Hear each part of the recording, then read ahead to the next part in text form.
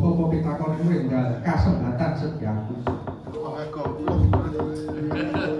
Mengkon dhisik nggih aja banjur kadhehan karsa awit pun bapa durung sumurup marang lekase Bratasena anggonmu kepengin meguru marang pandhita donya. Apa pancen nyata-nyata tukul marang musiking pribadi marang gegayuhan utama? Apa mung tukul saka panggosen liyan? Apa marang jeneng sira kepengin jagi marang pun bapa? Yen mengkono nggih, sira kang bakal nampani wisaning dewa awit luhuring gegayuhanira kuwi ateges dening pacoban. Ora gampang kelakone sisipis sembile dadi bantening gegayuhan. Dudu watake Bratasena. Yen cilik tukul saka panggasaning liyan, gedhe-gedhene arep njagi marang bapa tuku. Sotyane atiku bakal meguru marang Durapring Medaris Aji Sastra Jendra-Ningrat. Dikaku apa dawuh Pandituna Guru kang kinangka sranane cedya. Aku ora bakal mingkuh najan cilik roro gedhe-gedhene tumeka pati jen dawuh bapa dina mesti tak wujudi. Bagus piye perkara nakatira. Sumurka nggih nang tekadmu kung minangka pitahe kasembatan sediamu. Samengko pun bapa bakal ngeten sepira bektimu marang bapa guru. Upayane daerah Gles Kayugung susuhe kangge kang gumunung ana ing Gunung Reksamuka. Samangsa Bratasena ngaturake Kayugung susuhe ing kono sira nampa medali asli Aji Sastra Jendra. Ayo mingkat. Dono buku kuwi. Aku njaluk pangesmu donya aku njaluk pamit.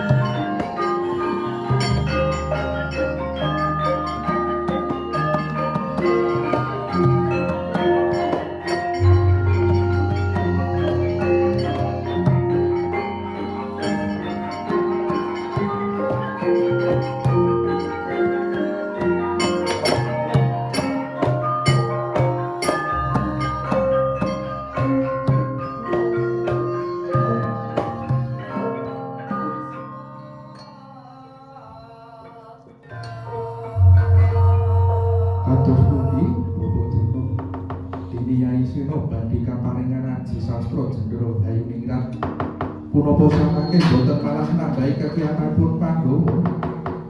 Mangke to sinuwun punika namung mujudaken satunggaling pangreksa daya. Sinten ingkang boten ngertos bilih ing Reksa Muka kawentar papan pangalapan. Bebasan jan pamara janma tiwas sato masato kentas labet ing riku wonten dinawa kalih kang pareksa daging. Langkung-langkung dagingipun manungsa ingkang punika saged pambudi kula Bratasena tumut pecah kabathok dening raseksa oleh wau. Mila sampun-sampun sendaya ing pegale. Wah, lega marang kula yen to kados penganten. Lajeng kados pundi pangreksa daya salajengipun kula borongaken bapa Pandhita Dru. Samangke paduka utusan Pandhawa kang kedya sawetawis kinanangin pawarta dhateng saipun Bratasena. Paman Haryo Samko Bano kang padha sibuk. Dene para wadya kula dawuh bututi lakune Bratasena. Dene pangreksa amrih atine Bratasena dapat saking Paman Haryo. Kawula inggih ngersakaken dawuh. Wauto titipun sabdanira sang nata anglenggari. Sabda Pandhita Ratu, sabda pangandika. Pandhita wis ngarani ratu gedhe panguwasane.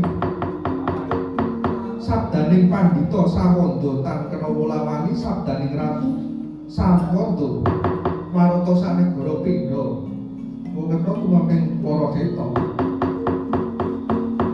Sanata sigra kundur anggedaton jlemedhak saking palenggan ginalubyu. Sangya para putri pating glebyar rengganing busana kadimanten binayang kaing kamulyan.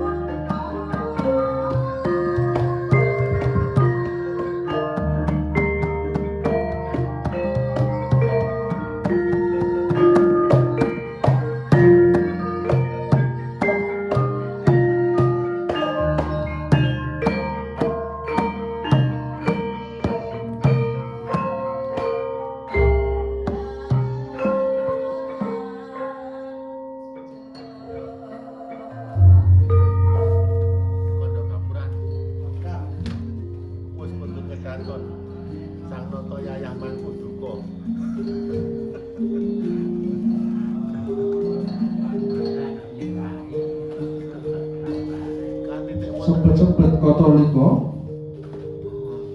tawau katingal Srinata wis kondur hangadaton tindak lir masa rupa lembih marang kasimpirya gajah mulih kapecak endel satindak memu yayah katiban tak petake labet penggalih ingkang rinabet ing pasilakan. Pantes to lamun Sanata tedak siniwaka manganggep busana keprabon makutha Gondowana bebuka sti marunda seseting Indrakala jejame Indraskara dulukan tali probo kang ditata Indra Bajra calebing Bujangkara sumping Tambara kalungtring ujung tebah Jaja Sulardi probo Kunti bojo dodo tarasan pinarendya gubyug celana cindhe puspita dupi Sanata prapta sangajeng gapura sakala kapal hamil sani pacaraning gapura ing pangajap kinarya panglipur ing penggalih sapira to gedhening gapura prasasa saking Maha Melu gapura ngungkuli pucaking tirisan pucaking gapura sila mirah delima sakeput jengi gedhene rebut Praba Klayan ya Pratanggapati Sang Hyang Pratanggapati yen Cinandra nyayang Surya Kembar ing daratan siraping gapura Prunggosari adeg-adeg Resi Balitung tandake ngakeh panjobinan kanan kiring gapura ginambar alas-alasan sinungkujud buron warna labur ingkang kinarya pinulas Trijawati saking terekang kaya tinon saking mandro kaya bisa golek Rono Jinara Trusing Karna dening-ngoni Brahmana Brahmana kumbang lanang Brahmani kumbang wadon cinepanging Gada Sumana temeni pramila lamun pinuju memuni ing koli dasar nagari Ngastina paman gesik pasir Maladin toya wening kinalangan andoke manjing kedaton sinungtelih dening Pinara lumantar pasewakan sinapar lampahing para cedhik katingal patih glebian patih corot yayah katika hasil penah lebet saking kathahing sesutya mangretna renggan katelah kedaton Ngastina datan kinatremanci siang ratini yen wengi padhang kaya rina lamun siang sangsaya handhelai amung ing mriku wonten kalenggahan nata sinebat peksi jiwa sajodo yen coba pratandha wanciran hina dene yen minggah jejunduwan kacetomus mengirati dadya wong sakedaton gesane amung anut laku jantraning peksi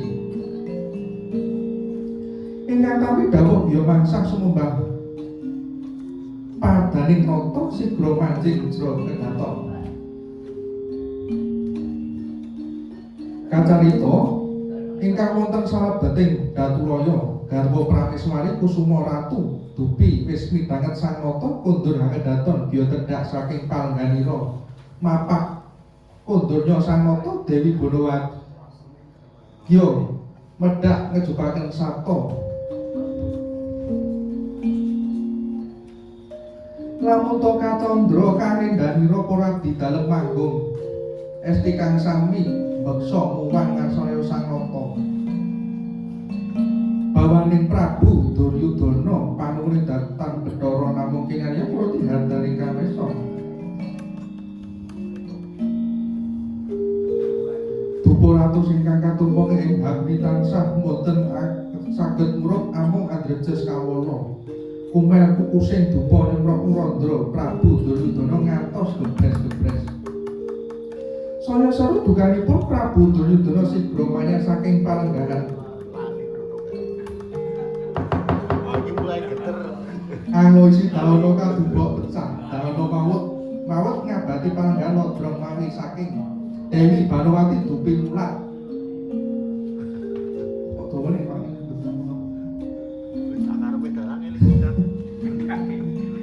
nyepeti ingkang Raka Prabu Duryudana sarwi mesem angujiwan Prabu Duryudana dupi mulat Dewi Banowati mesem angujiwan dadi ing salebeting penggalih sanalika raos duka ical babar pisan sigra nyandak astanipun ingkang garwa Dewi Banowati manjing salebeting pagulingan nutuk genya suka parisuka jroning penggalih Prabu Duryudana anggenipun gayuh wahyu katrima karemu ora ya karemu sinegek ingkang wonten salebeting Datulaya kacarita ingkang medal jawi Prabu Baladewa namun betulan duka Yayak Sripit Tihna Mandrawa ical kaya gabah dening telu.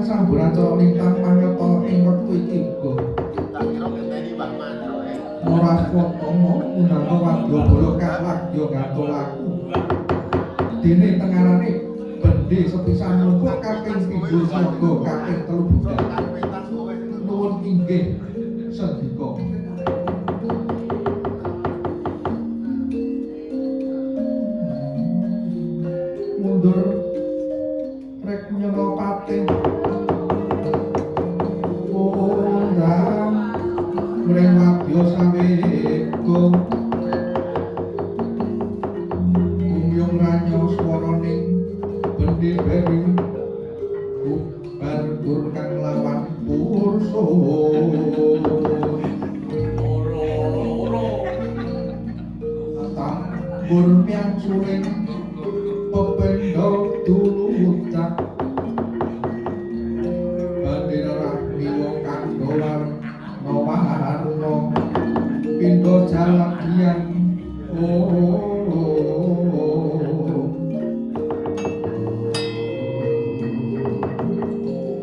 Dewan yo ngasira kabeh wis ora ana gatane lolo-lolo asring gawe Koko Prabu Duryudana ingkang lumantar Paman Harya Sedaya kowe kabeh kandhawang sikep gegaman aja nganti nguciwani saperlu kanggo mungkasi Bratasena kang saiki lagi ana ing reksa muka inggih dhateng sandika sepet-sepet kricang-kricing kurang sampun sawekta sedaya kapinggalaken sawanci-wanci boten badhe nguciwani kanthi Bathara enggal Tabana bening bakal tatalake ing ngarepan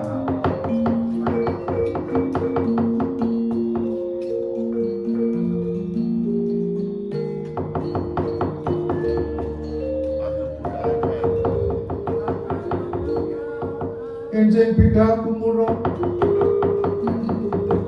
saking jroning raja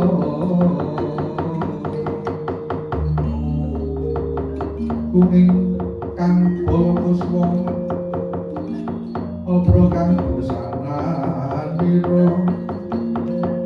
resaya wekdalira saking jolmi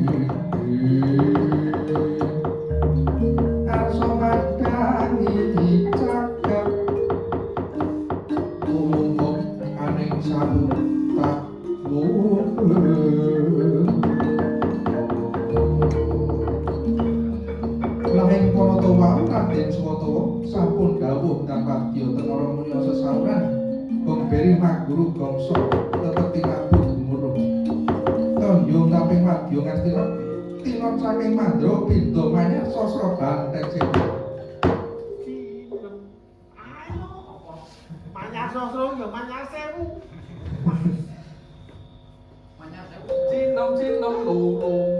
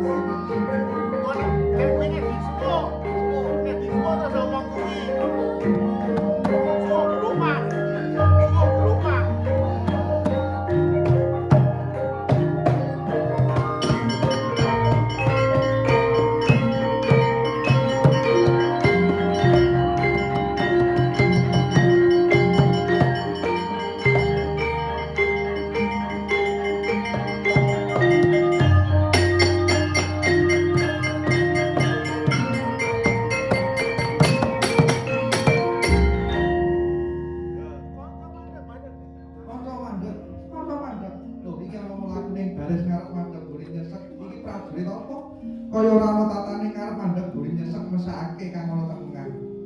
Aduh kanca kepepet metu mbok sing arep mlaku sing buri mandheg dhisik. Sing ana tengah iki karepku bisa ambekan sikik kok. Ha iki sing nggo pedang iki sapa? Mbok yo dirangake dhisik pedange kok malah diunang tingke. Yen blender kancane tak dadi gawe malah. Dadi prajurit kok aja waton tukandang.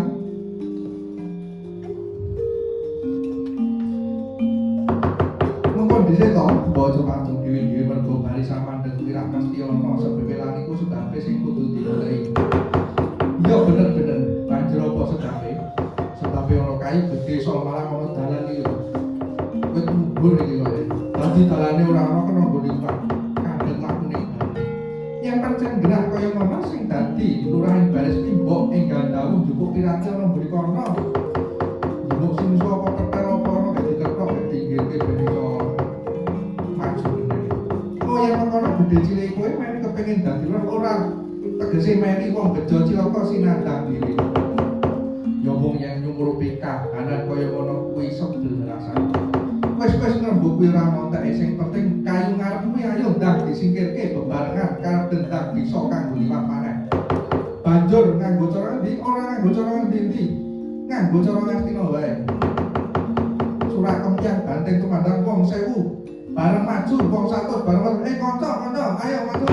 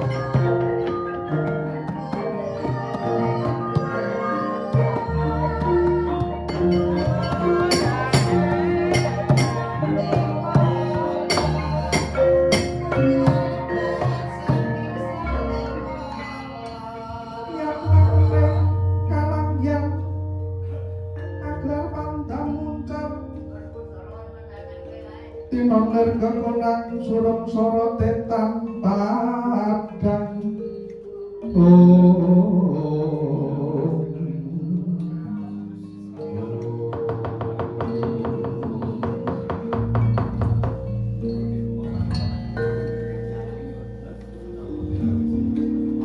aduh bolok wis durasi adulku lho ana dene ngono alas brosoro kene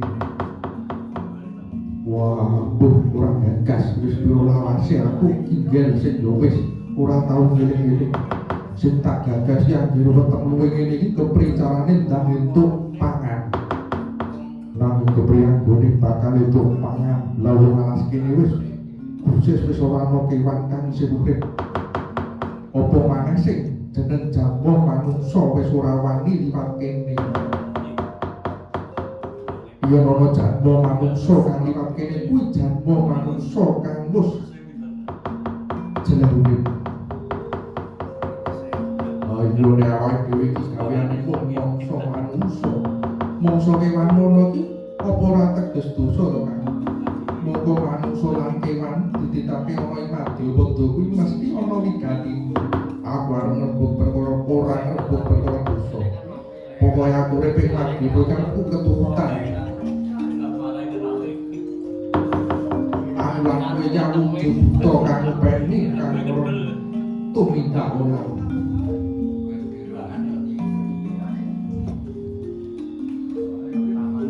Beribu mawur mangau rawur-rawuran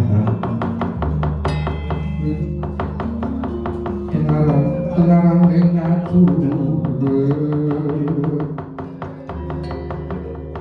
tumakur gongso tetekak yo putuwa mur prajurit ing turang gesting bojo layu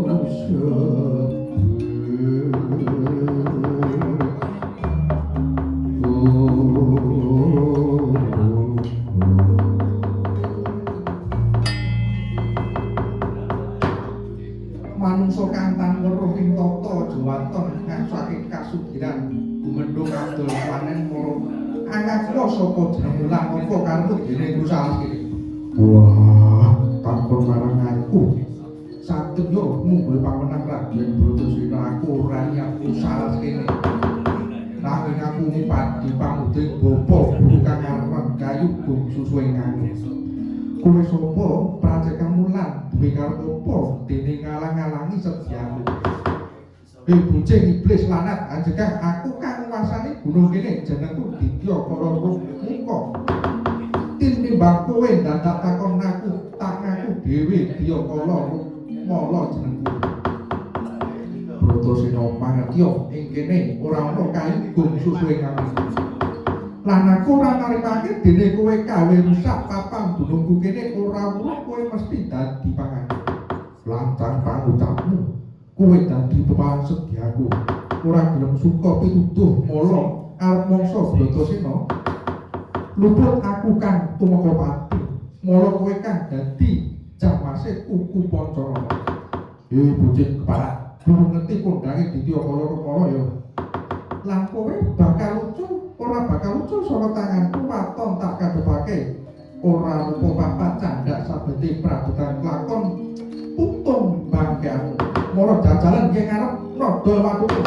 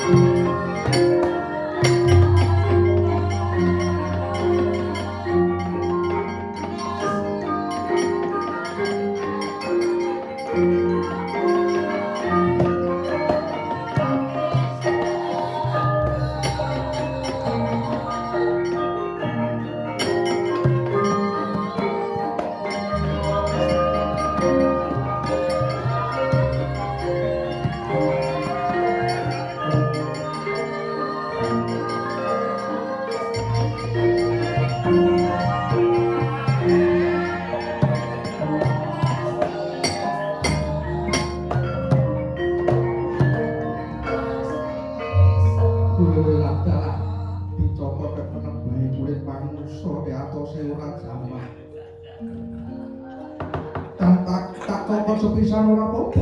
Tak cokot ping ora apa-apa, tak cokot ping telu ora apa-apa, sajae wis kulino dicokot. Manungsa iki anggone ora apa-apa kuwi patute ya dicokot padha manungsane. Mosok wong dicokot buta loro jarene sesuai. Lah iya. Anggone nyokot iki untuk nganti tak diketake karo terben prosoro luwih mangkuk.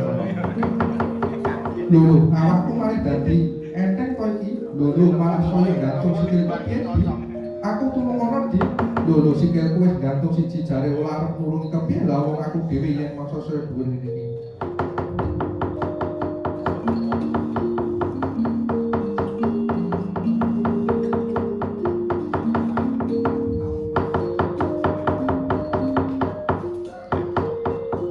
lha awake dhewe iki ora krasa jebul wis gumantung ana ing awang-awang wah deleng isor ora Inggris Cinandak Ditya kekalih datang saranta sigra kinungga mustaka kekalih sumbil dadya sawalang-walang Ludira sumber nempuh Hyang Bratasena pindha samudra manepu parang gawak plakapi